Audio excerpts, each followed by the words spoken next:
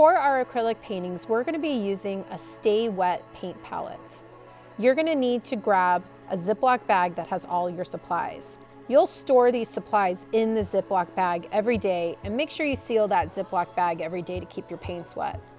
Inside the bag, you have a palette sponge, a palette paper, which is reusable, and you have your palette box.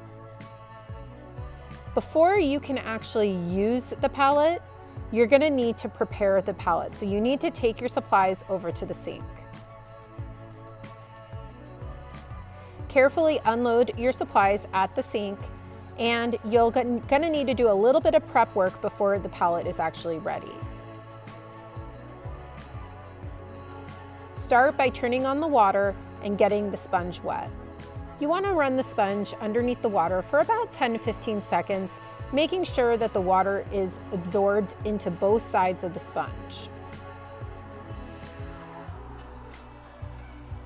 Once you feel like the water has absorbed into the sponge, you're going to just very carefully wring it out so that you're just making it so it's not dripping with water, but it still should be pretty wet. So be careful not to wring too much water out.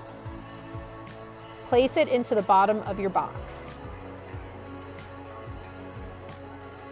Next, you're going to do the same thing with the palette paper. Run the palette paper under the water for about 10 to 15 seconds, making sure that both sides of the palette paper get wet and that both sides of the palette paper have absorbed the water.